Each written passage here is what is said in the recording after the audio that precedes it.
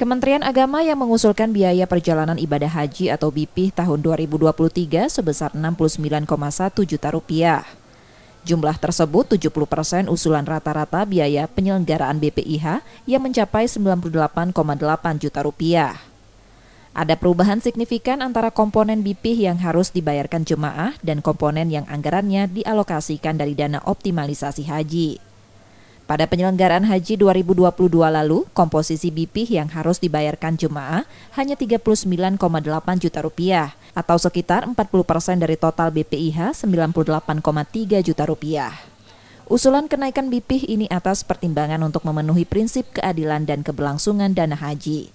Pembiayaan haji tahun 2023 masih dalam pembahasan Komisi 8 DPR RI bersama Kementerian Agama dan pihak-pihak terkait.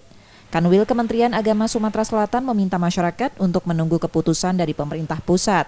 Masyarakat pun diminta untuk tidak khawatir. Itu bisa diakses usul dari Kementerian Agama terkait pembayaran ongkos naik haji ini 70% dari angka 98.800 itu.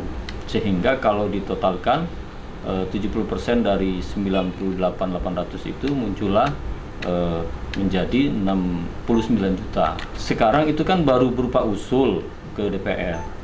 Nah, kita juga belum mendengar bagaimana usul itu respon DPR terhadap ongkos naik haji kita pada tahun ini. Jadi untuk masyarakat mungkin kita sembari menunggu ketetapan dari DPR RI terkait ongkos naik haji ini. Daftar tunggu jemaah calon haji di Provinsi Sumatera Selatan mencapai 25 tahun. Dari kuota haji nasional sebanyak 203.000 orang, Sumsel mendapat kuota 7.000 orang. M. Rizky Nurmizan, Kompas TV, Palembang, Sumatera Selatan.